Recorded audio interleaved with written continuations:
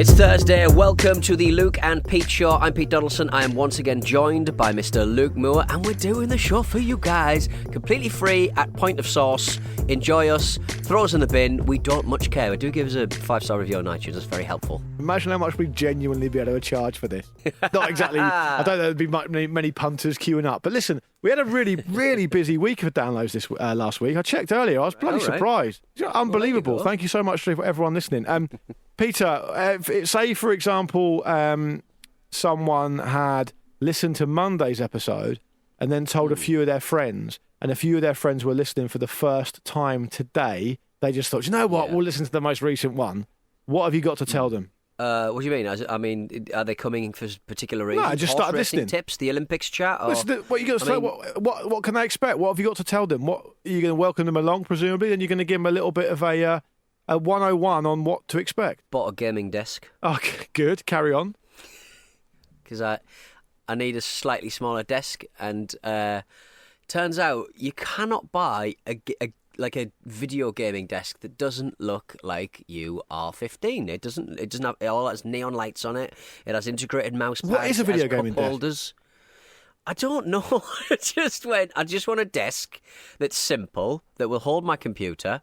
And unless you want those kind of two-tier jobs, and you want something that will fit like quite a chunky gaming chair. It's my own fault for having a gaming chair, and this has dictated all of my choices afterwards. I've bought an affordable yet rather gaudy. I never say that word. Gaudy gaming desk. It's quite disgusting. So once my studio's finished, I'll give you a tour, and maybe we can put some of these videos out, because right now, as you can see, Luke, it looks fucking disgusting. Yeah, hopefully you can see. You'll be able to see my new gaming desk. It looks like you're going through puberty. What do you mean? Just generally. I've come to some sort of agreement with myself that I've come to some sort of agreement at the moment where if I prepare my hair in a certain way, I can get away with just having the long locks out rather than wearing a ponytail. I did it over the weekend. I was like, you know what? You look a little bit like Noel Edmonds, but I reckon you can rock this one. I mean, if you're interested, and I'm sure you're not, and I'm sure you'll file this piece of advice wherever you file every other piece of advice I've ever given you since we've known each other, which is fine. I think you look better without the ponytail or bun. Right. Okay. So I think I agree on that point you've just made. I agree with you. It just takes a lot of combing and a lot of like hair drying, the whole kind of washing and all that business. It's a little bit stressful, a little bit too much. But I did it over the weekend. I was like, you know what? I might stick with this. I might have a crack at just having my hair long. So interestingly enough, I feel like the age of experimentation on appearance for me is kind of over now. So I completely agree. The reason I feel that way is because I can remember about 3 or 4 years ago, maybe a bit longer actually, I put on quite a lot of weight, and I was quite mortified about it at the time. So I went on this. I've just embarked on this kind of fitness thing and just lost a load of it, right? And then because of COVID, I put on quite a bit more weight. Not that much, not terrible or anything, but like enough that I would notice. And the thing that surprised me, now I'm in my 41st year, was that I didn't actually care. You know, like you can tell yourself you don't care, or that you can kind of pretend that you do care about something. But there's always, like, as I've had told to me before, there's like a logical reaction to something, whatever it may be in your life, and there's an emotional reaction to something. And some people's emotional reactions are a lot stronger than others for certain things. But emotional reactions, you can't really change it, right? So you can understand that you can feel emotion about something, but you can't really control it, right? Most people can't control the very basic emotion to how they react to something. And I genuinely didn't care. Like, before, I massively cared, and now I really don't. And so, to me, with the whole long hair thing, or whether that be like trying out a different look, with the exception of formal wear, which I am still quite passionate about. I want to look at big formal occasions. I kind of want to look my best. Other than that, I know it sounds pathetic, I know, but I genuinely don't give a shit. I just don't care. I think when people have a bit of a giggle behind their hands when they see, I don't know, an older man with a much younger lady, or an old man driving like a penis substitute kind of car, Bezos, and people or Bezos flying to the moon in a penis. It did look like It wasn't the moon, by the way. It was nowhere near as impressive as that. Okay, it was space. I don't know. It's all Apparently not necessarily even space. Carry on anyway. Oh really? Is it It's debated. It's debated. Do they keep moving? Did they keep moving the limits just to piss that'd be everyone brilliant off? if they did. Love it. This is how we get rid of him and Branson. We just keep on pulling it further out and further. This is the Milky Way, mate. Come on. Oh, speaking of, you Just have got a bit of further the Branson about you, actually. Yeah, I'd take that. But I mean, like you said about Branson, he's not changed his haircut since the 70s. But like we giggle at like older men who, they don't seem to realise what they look like. They look like the stereotype. They look like men who are trying to sort of maintain a certain look for too long. Yeah. But you do get to a certain age and you sort of go, even if I fuck about, I don't really care because I'm not in the market to impress any young people or anyone really. Yeah. I'm enjoying this, so you think and I wish I had that confidence when I was young because I would dress stupidly, but I'd always couch it in. I would never go too far. Do you know what I mean? Imagine if I'd had this confidence when I was 22. But imagine how big my trousers would be. So you said there's a misconception that people think that older men are doing that to try and be relevant or try and impress people, but actually just doing it because they don't give a shit and they're doing what they want. I think you're probably right. Actually, I think so. It's a worrying realization, but it's and this can only go badly for me because look at me. But I just think you just get to a certain point and you sort of go, I don't really care. I've done everything I've done, and I'm going to do everything I'm going to do, and none of this is going to. As long as you're not problematic, as long as you're not hurting anyone. Yeah, I agree. And I think there's also a lot to be said for the idea. I think as well, over and above what you're saying there, Pete, which I agree with, that it's actually more tragic to try and dress really young and be cool still than it is just to do your thing, right? Yes, yeah, I guess so. I mean, look, and that is why I'm leaving the football ramble. I'm just going to write a video game.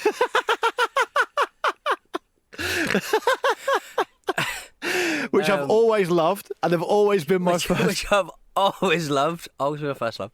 Can I just say, you didn't have a problem with any of that until video games were brought in. You kept fucking quiet. Listen, a lot of people listening aren't going to give a shit about what we're talking about or even get it. But trust me, right, Pete, you did not care about any of that until video games came in. You sent a WhatsApp saying, "Oh right, it's fucking video games now, is it?" And for those of you who do know what we're talking about, welcome in. For those who don't, you'll probably better work it out. Pete's being mean about other podcasters. That's what he's doing. Yeah. Mean Pete. But why not? That's me. Why the fuck not, eh? Why the fuck not? He's just doing what he wants to do. Where were we? We said on Monday, we said, by the way, after the break, I want you to do battery brands this week. Okay. Yes, okay. That's after the break. Cool. But for the meantime, we promised everyone on Monday we'd talk about Olympics. And I want to know, we need to put a kind of Luke and Pete show spin on this. I want to, because we know nothing. So I want to know if, for example, so say you're in your prime. You mentioned earlier about being 22. So say you're a 22 and someone, I don't know, God came down and said, you have to compete and qualify fairly for an Olympic event by the time you're 40 or I am going to kill you, right? And you have to start now. Vengeful God. And I'm going to kill you and everything you hold dear. Every person you like, I'm going to kill. And I'm going to kill you last unless you compete legitimately and fairly in an Olympic event by the time you hit your 40th birthday. And you basically got no choice but to start work straight away. You're 22. What'd you go for? I'd be asking for the New Testament version of that, please. Okay. He sounded proper naughty. And then he would say, do that, but it's kind of fine if you don't, but the messages are a bit mixed. Yeah, pretty much. Just say sorry before you die. I'd be fucked because skateboarders are like, that's 8 years of skateboarding. Didn't somebody who won a gold? They were like 12 or 13 or something crazy like that. It's insane. The ping pong girl from Iran, I think. She's 13. Let me stop you now. Got knocked out. She's incredible. There's no way you're getting this skateboarding or ping pong. They're both. Right. You have to be fucking so good at. I interviewed the guy who did table tennis for Britain in London 2012, and I went down there and I interviewed the geezer. I think his name was Paul Drinkwater, maybe. Right? I think he came rank last. Right? Out of the whole thing, and he was by far one of the most impressive skilled people I've ever seen at anything, right? Yeah. That is a dot on the horizon to you, ping pong. Forget that. You ain't doing that. Look, would it be fair to say anything I say in response to Archery. this question What about will archery? Shooting. Archers are really skilled. Yeah, but I'm just saying you've got 18 years to go at it. It doesn't matter if you get old at archery, does it? Yeah, but what if I'm really good at ping pong? What if I get really good? You might as well be saying you want to do the fucking marathon. You're not going to win fucking ping. So you've got to qualify. What I'm saying is you have to qualify legitimately. So you essentially have to win loads of stuff to get to that point. Right. Okay. Well, you do, because otherwise you're not going to qualify. I would just put myself every night. I go to bed and I put myself in like a mold. You know, like a jelly mold. You know, like there's like a banana mold. Yeah. There's cases you put a banana in, right? Yeah. And that would make my body curly, right? Naturally sort of aerodynamic, so that when I fell through if I was doing the diving, I could just sort of roll off the board, and my body would naturally, because of the wind resistance, curl into some interesting shapes and then drop gracefully into the pool. So I wouldn't even need to work that hard. I could just pop myself in a little jelly mold every night. And then I'd be I'd be like a little tortellini or something. Yeah. You know? It's not that well thought through. You've had 3 days to think about this. I think you've got to go. Look, if I bring up now list of Olympic event, right? Yeah. Okay, you're not going to be a footballer. That's not happening, right? I mean, this is Olympic football, so you can have all. It's objectively easier, but it's still way out of our depth. Yeah, it's a big team, isn't it? I'd bloody love to see you do boxing. Could you maybe do? The problem is the qualification. So the original angle I was going to go for was, what about a sport that genuinely isn't popular in Britain, right? So, for example, handball. No one plays handball. Has anyone ever met anyone who plays handball? So you would have to...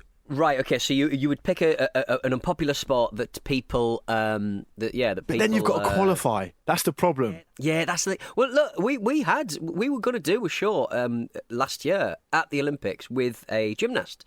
He didn't make the cut. We were in conversation with him for quite a while. He was in Stakhanov then offices, and he was focused for the last 4 years of his life on something that was moved a year later, and also he didn't manage to qualify. So it's just like to have your entire life focused on one thing. Yeah. And it's not even a team sport. It's just, I guess it is a team sport, but there are very few spots on there for each side. And to make it like absolutely crushing. I don't know what kind of headspace you could be in if you didn't make the cut and you worked so bloody hard. Isn't it so mad how, like, at the very extreme? So for example, for a sprinter, presumably, I think I'm right in saying the Olympic goal would be the absolute pinnacle. So they would probably, a lot of them at least, would pride that over, say, a world championship gold. And it's every 4 years, as you say. In this case, it's been 5 years, obviously. You are essentially bringing down years and years, literally, of training to one 10-second moment, that you've got to execute perfectly. That's worse than any other sport, surely. That's worse than any other competitive sport. Football's 90 minutes. I think someone worked out that across the entirety of his career, Usain Bolt only competitively raced at the highest level in total for under 20 minutes. That makes sense. It's mad, though, isn't it? Yeah, it's mad to think about. 20 minutes of your life, and that's the thing that defines you. And certainly athletics, and it's not a well-paid sport unless you're at the very top, and you can get as many sponsorships in. When you're at Usain Bolt's level, you get paid just to turn up because it makes the event so much bigger. I'm pretty sure I'm pretty sure Tiger Woods was being paid. So I know you get prize money for winning golf tournaments and stuff and getting places. Right. But I'm fairly certain Tiger Woods was being paid just to turn up. Because it made such a big deal. That's why. Yeah. This is what, and this doesn't happen so much now, but it used to happen. That's why you would sometimes find professional golfers, say 20 years ago, complaining that Tiger Woods was getting all the attention, Tiger was this and Tiger was that. And it's like, are you being fucking serious? He completely fucking floated the entire sport. The fact that you're getting paid, that golfers can now be millionaires without ever winning an event. And a massive part of that's because of Tiger Woods and what he did for the sport. And it's a lot better now. And some of it was kind of tinged with a little bit of racism as well. So but it's a lot better now. But he was almost like a one man. He was a one man industry, right? The the amount of sponsors, the amount of interest, the amount of stuff in golf, a lot of it is essentially just down to Tiger Woods. And so I imagine with someone like Usain Bolt, what he's done for athletics generally has been just seismic. Like the amount of, you know what it's like? You always say this about different stuff, but similar principle. Things only really happen when like big companies want to get involved and invest their money and lead and try and lead the way, right? And it'll be the same principle in this case as well. Yeah, definitely. But I think some people have been very good at their sport, but you need that little bit of charisma as well. Would that be fair to say in athletics? Because you need to capture the imagination of the people. You need to capture the imagination of sponsors, and that's how that's how the world works. It's sad, but that's you need that little bit more. Yeah, you need that little bit. One of the best examples in sport for that would be boxing, right? So you get boxers who are amazing, who are undefeated, but they can't pull a crowd because they just don't cross over. Then you'll get boxers who, say, for example, Ricky Hatton, who was brilliant. I mean, he only really lost to two all-time greats, but he probably, at that time, wasn't the very best in the world, but he was certainly one of the best. He's a world champion, multiple world champion, etc. So he's very, very good. He would take 40,000 people to a fight in Vegas. Now, he would sell out with people from Manchester at a fight in Vegas because people just loved him so much. He had that charisma because a lot of the time his fights were dramatic and he'd sometimes get in trouble and he'd get hurt and he'd bounce back, and it was this whole narrative around him as a boxer was so powerful, sort of kind of all thrown in with his charisma, that it made him just a massive draw. And not all boxers are like that. So you're right, the charisma thing's a really big part of it. It's why it's a large part of the reason why everyone all over the world loves Maradona, for example. Like he's able to cross over with just normal folk, and people just absolutely love him. So I've got that going for me. So I reckon, you definitely ping pong, mate. Definitely. Ping pong, yeah. Petey's little ping pong party. So, I'd enjoy that. I'd enjoy that immensely. Shall we take a short break and come back with some Battery Branson's emails and stuff? Yeah, let's do it. I'll see you in a minute. Join me, Jaguar, the host of BBC Introducing Dance on Radio 1, for my brand new podcast, Utopia Talks. It's a reactive platform to discuss issues that my generation care about in dance music culture and the wider world. I'll be talking to some of the biggest names in dance music, including people like Heidi. The lineups do not need to be 99% male-driven. There's all these interesting new producers and women that are coming through, all sorts. Yeah. It's like women are speaking out now. And the sensational Bless Madonna. I feel like literally my entire life has led up to this. This is the first event we've had like this, not just in the UK, but really in the Western Hemisphere. And to be able to be here with all of these people who are so happy is just absolutely the biggest, highest joy of my life. As well as having the meaty conversations I often have with friends that I'd love you to join in with. There's so much new energy coming out of the pandemic, and there's so many new nights and festivals, and everyone's really pushing for this new structure where people genuinely don't feel anxious about coming to a club night because of the way they look or the way they dress. It's more about everyone in. To me, Utopia is a perfect moment. It's togetherness, it's the future. I want to live in a more inclusive, equal world, and I hope this podcast will build a community and help create change. Subscribe now on Spotify, Apple Podcasts, or wherever you like to get your podcasts. New episodes dropping every Wednesday. Welcome to Utopia Talks. Utopia Talks is a Stack production and part of the Acast Creator Network. We're back with Luke Peach Show Part 2 on a Thursday. We've got some battery brands on the boil. Luke. Will Blackman emailed in with Duracells. Don't be silly. Did he really? He did, yeah. Picture Excellent. A 9-volt Duracell. Great. My favourite Duracell, though, to be fair. Love a 9-volter. They're a different shape. They're just fun. Ryan B has sent in some Pear Deer Industrial. Not a new player. No. Do you want me to search the old I've just done it for you, mate. Archives? Okay, lovely. First time we saw the Pear Deers was on in November 2018. That's a no from us. Oh, really early. Yeah. Lovely old job. John Cassidy sent in some GM cells. Lukey Moore, have we got GM cells? Are you putting GM cells in inverted commas? I don't remember seeing them, and a search earlier brought up no result, so I think I'm going to give them the nod. There you go. They're getting in. They're coming in the Battery Hall of Fame. Well done, John Cassidy. Rich Cracknell has sent in some Nangrand Extra Heavy Duty. Now, I think we've had Nangrand before, but possibly not. We've had Nangrand. We've had Nangrand. Believe it or not, we had Nangrands on December 6th, 2017. Wow, really early. When did we start? That was the same year we started. So it's been pretty. We got them in pretty short order. So I'm afraid that Rich Cracknell, you are not a new player entering the game, but a special mention for Will for sending in Duracells. Did he do that ironically, or did he mean that? Well, imagine if we didn't ever have a Duracell.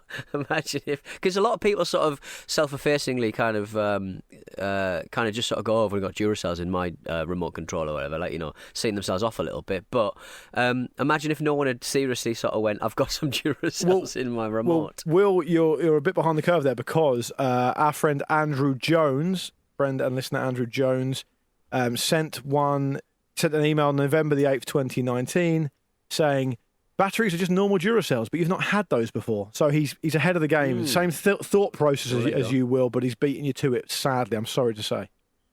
Yeah, less silly. I enjoyed the way it was displayed in the email box. Thank you, Will. And well done for JC, John Cassidy, with his GM cells. Should we do something else? Let's do it. All right, then. We've got a message from Ruben. I don't think we've had this one before, but you were talking about the Amazon shop where you just walk in, pick up whatever you want, and then just walk out, and it just basically debits your Amazon account. You mentioned how you were unsure how the Amazon shops work, says Ruben Velapillai. Basically, you have an app which you scan upon entry. This is linked with your Amazon account and therefore your card. There are hundreds of cameras all across the shop. They detect whenever a product is removed, put back, or put somewhere else. It detects the product and its price, and then it builds up a virtual list of all the products you've taken and adds up the price when you leave the shop, open up the app, and walk out of the door. They'll detect that the app is open and take the total away from your card. Hope this gave you both a somewhat better sense of this dystopian future that's becoming a reality. I think they should have just got one of those cardboard cutouts of a policeman you see in Pound Stretcher. Good idea, actually. That would be foolproof. That's more of a deterrent. How do you feel about this? Because how do I feel about the cardboard policeman? I'm dead set against them. I think it makes your shop look cheap. There's one in Wix. I cannot fathom why they use it. I didn't even know that was a thing. I thought you were joking. No, in more down. If you can tell you're in a town centre that's not that moneyed and a bit rough, because every single shop will have those cardboard cutout policemen, and I think it just makes the town look shit. What's the point of it? It makes your shop look shit. It just says, hey, shoplifters, we've taken a picture of a policeman.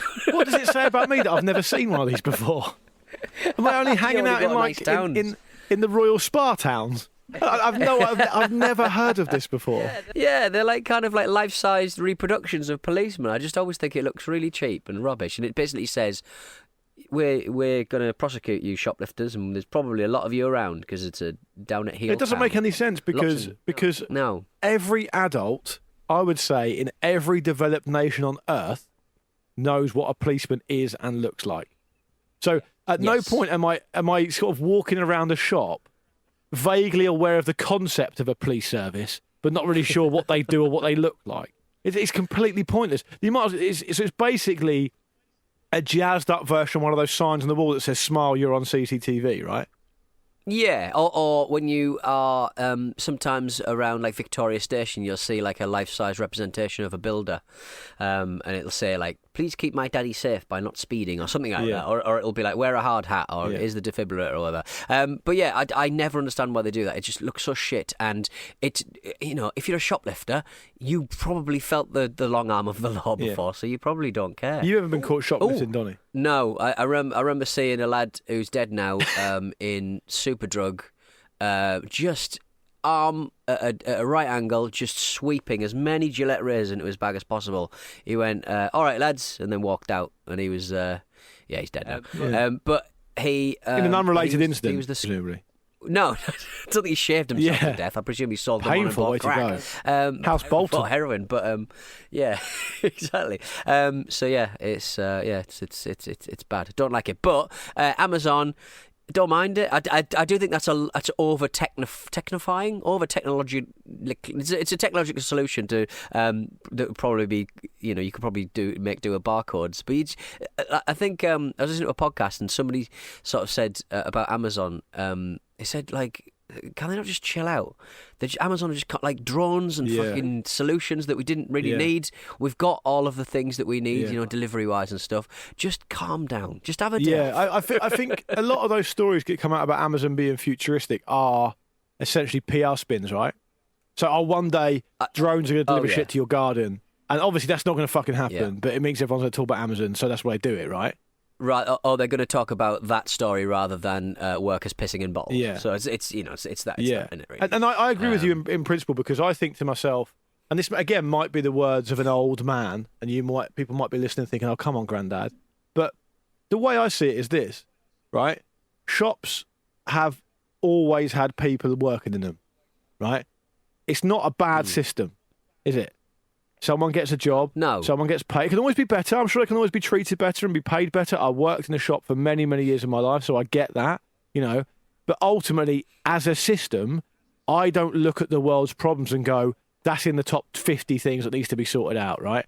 If you've got Amazon money, right, if you've got like so much money that you literally, even if you tried, couldn't spend it in 1,000 lifetimes, how are you thinking that's one of the things that needs sorting out? Because it's bigger than that. Because at that point, the problem is bigger. The problems you can now solve are bigger than that, right? So why are we doing that? Like, it doesn't make any sense. It makes people feel weird if they're over a certain age, and I get that.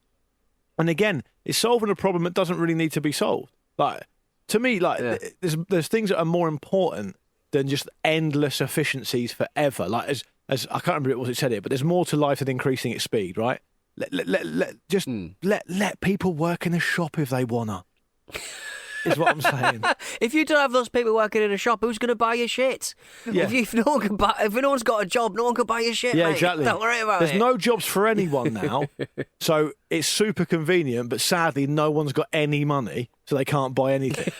It'll just be podcasters. It's left, like when, it's like oh, it certainly fucking feels that way. It's like when Republicans they won't like allow like stimulus payments or the welfare state, and you're like going, this every time you've given money to people who need it, it helps the economy. It helps them spend the money. So give them the money and they'll spend it on your shit. Yeah. Give them money for working in your shop and then they'll spend money in your shop. Would you give everyone £1 million? I'd give it. You know what's cooler than £1 million? My time. Yeah. I'd give them. I told my you time. doing your coat up when you got shorts on. We established that before. You would give everyone £1 million and that'd be that, right? You can't just keep giving people money. You realise, like, I understand your point, but like, at the strong end of that, like, it's ruinous. It's ruinous, right? Mate, there has to be a debate about it, is what I'm saying. Mate, I'll just go down the horses. I'll just go down the races because I am I'll tell you what, right? Gambling. Baby. When I first started making podcasts with you, if someone said to me in 2022, for example, Pete's going to stop doing this with you and he's going to have a completely new career, what do you think it'll be? I think professional gambler would be at the bottom. Like, actually right at the very bottom. Like under like professional gigolo. It would be so far down the bottom. Why did we both go for that at the same time? Fuck you, Noah. I don't need your low self-esteem. I don't need my low self-esteem compounded by your insults. That's what this show is, isn't it? Yeah, it is. It's just therapy. If someone said to someone else, "Oh, what's the Luca Pete show like?" they would say, "There's a man on it with low self-esteem and another man who is a cunt." That's what they'd say. Who also has low self-esteem. Because that's why he's a cunt. Yeah, all right, listen, Peter. Dear. Pete Donaldson, let's get out of here. Let's go. We'll be back on Monday, of course, as we always are. Thank you very much to Chris Freemanian. Thank you very much to Jack, to Tom, and to Lee, and to all these other people who emailed in. We will get to you at some point. I promise you that. We just got a big pile up of emails at the moment. You're all our friends. You're very welcome here. We love you dearly.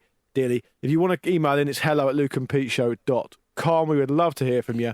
Tell all your friends. As Pete said on Monday, leave us that sweet 5-star review. Perhaps tell us about the Olympic event you'd compete in if you had a chance. All right, that's about it for us. Say goodbye, Peter. Goodbye. And it's goodbye from me as well. We'll see you next time.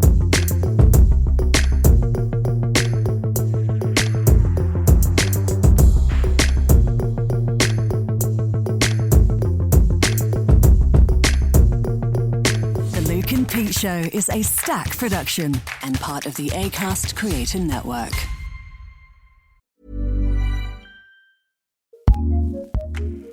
Acast powers the world's best podcasts. Here's a show that we recommend. Hey, this is Cenk Uygur, host of The Young Turks, part of TYT's podcast network. We're the world's most popular progressive news show online. Not a big deal, I'm just saying. And we deliver an uncensored, unapologetic version of the news you won't get anywhere else. And that's really true. You should definitely check it out. So listen to The Young Turks on the Acast app or wherever you get your podcasts.